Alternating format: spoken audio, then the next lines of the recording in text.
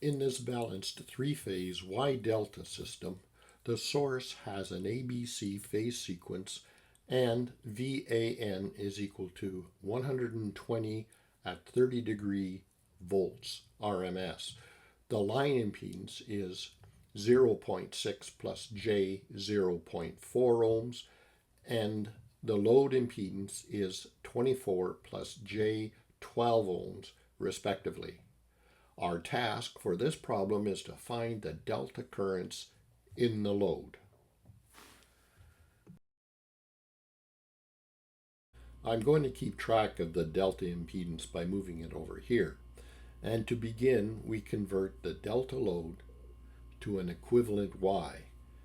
In this balanced case, ZY, being one leg of a balanced Y load impedance, can be calculated by just dividing the delta impedance by 3 using our conversion equations, which comes from the delta to Y conversion equations. Remember, these are the conversion factors when converting a delta to Y impedance. If all of the impedances or resistors in the delta are equal, then our equation becomes R times R divided by 3R. One of the R's in the denominator and numerator cancel each other out, leaving us with just R divided by 3. You, of course, will notice that we're using resistances here in our conversion tables, but impedances have the same equivalent circuit equations. The only thing is we're dealing with impedances, which are phasors or vectors, and we have to use the rules for division and multiplication of phasors or vectors. Using these conversion equations, our Y equivalent impedance becomes 8 plus J4 ohms for each leg of the Y connected load. Because our system is balanced, we can now very easily draw the per phase circuit or single line equivalent using our calculated and given quantities. The line current for this network is also very easily calculated. IAA is equal to 120 at 30 degrees divided by 8.6 plus J 4.4, which equals 12.42 at 2.9 degree amps RMS. This is the current in the A phase of an equivalent Y load. We can now convert this current to the B phase, which has the same magnitude as the A phase, but it is shifted 120 degrees.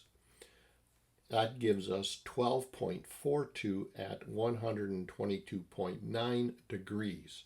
And we can also find the current in the C phase the same way, which has the same magnitude as the other two phases, but also shifted by 120 degrees to give us 12.42 at 242.9 degrees. Before proceeding with the solution, let's have a quick review of the phase relationship of the voltages in a three-phase balanced system. The phase to neutral voltages are equal in magnitude and separated by 120 degrees, rotating in this case counterclockwise, ABC. These voltages are phasors, and because they are rotating, they don't have an absolute value for their angle. For example, the angle of VAN could be 0, 20 degrees, 90 degrees, or anything, etc. However, once that phasor angle is set, then the other phasors are also set plus or minus 120 degrees apart from that angle. The phase-to-phase voltage phasors are drawn relative to the phase-to-neutral phasors, like this. These are the voltage vectors or phasors for a balanced system. The relationship between them never changes as long as the system is balanced. the relative magnitude and phase angles are always the same. Let's examine it a little further. Because the system is balanced and the phase-to-phase voltages are equal in magnitude, they form an isosceles triangle whose interior angles are 60 degrees. Again, due to the symmetry of the voltages, the phase to neutral voltage bisects the 60-degree interior angle exactly in half, making a 30-degree angle between the phase to neutral voltage in the phase-to-phase voltage. Now, if we drop a perpendicular from the neutral point to the phase-to-phase voltage, it forms a 30, 60, 90-degree triangle, which is mirrored to the left as shown here. The 30, 60, 90 triangle has the sides in the ratio of 1, 2, and the square root of 3. This means that the voltage phasors' magnitudes will be in the same ratios. Looking at our back-to-back triangles, I've highlighted two sides that will be in the ratio of 2 all over 2 times the root of 3. Because these triangle sides were formed by the voltage phasor magnitudes, then we can say they are in the same ratio. Or the phase-to-phase neutral voltage magnitude over the phase-to-phase voltage magnitude is in the same ratio of 2 all over 2 times the root of 3. It's obvious that the 2 in the numerator and denominator will cancel out, leaving us with the fact that the phase-to-phase voltage magnitude is equal to the square root of 3 times the phase-to-neutral voltage magnitude. Keep in mind now that we are talking about magnitudes only of the voltage. Clearly, you can see from the phasors plotted on the side that the phase-to-phase voltage leads the phase-to-neutral voltage by 30 degrees. Now, let's return to our original problem, where we just finished calculating the currents. So we now can return to the three-phase problem. I've indicated the line currents on our diagram in red, green, and blue colors. Remember that our task was to find the currents flowing in the per-phase legs of the delta load. We know the impedance of each leg. If we know the voltage drop across each leg, we can use Ohm's law to calculate the currents. We have already been given the phase to neutral voltage, VAN, which is 120 volts at 30 degrees.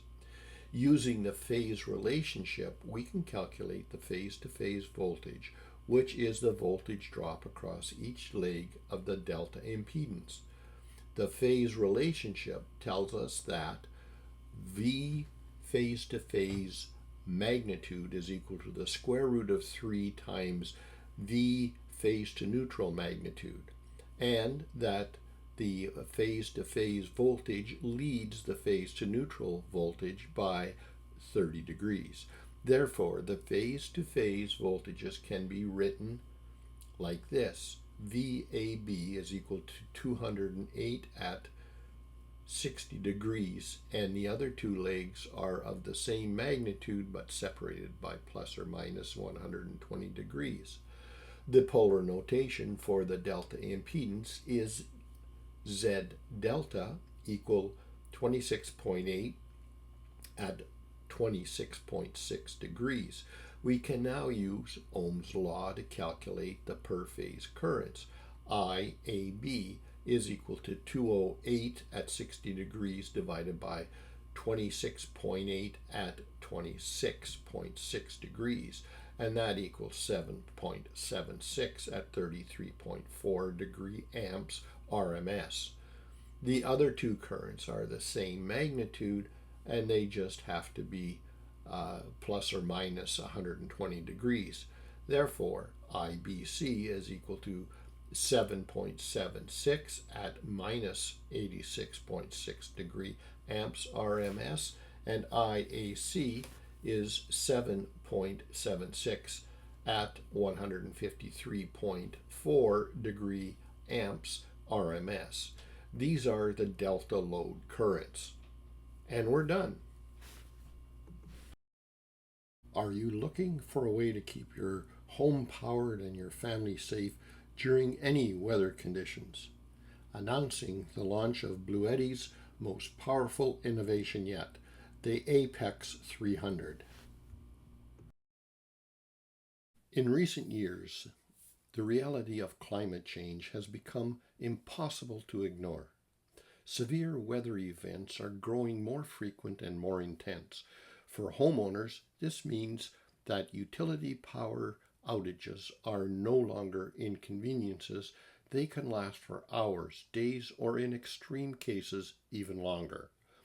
The question is no longer if, but when. You'll need a solution to keep your homes powered and your family safe. You can keep your home powered and your family safe during any weather conditions with Bluetti's most powerful innovation yet, the Apex 300, the world's smartest dual voltage portable home energy solution. It's built to power everything from essential appliances to entire homes, with unmatched scalability, ultra efficiency, and instant backup performance. It has 120 240 volt dual voltage output, expandable up to 58 kilowatt hours at 11.52 kilowatts, real-time weather alerts via Bluetti's app, charges via 30 kilowatt solar or 11.52 kilowatt generators. It can power HVACs, electric vehicles, and heavy-duty loads, and it pays for itself in as little as 2 years.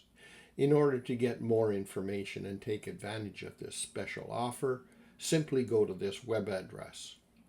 You can also obtain an exclusive offer or a 10% discount by using this code, APEXAFF10.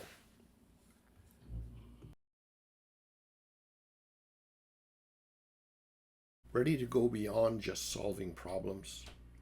If you've been following my daily post and enjoying the sample problems, you're going to love this. All of these problem sets and more are now available, or soon will be, on my official course site, my store for electrical training. Just go to the web address that you see at the bottom of this slide, https://stan.store/GVB.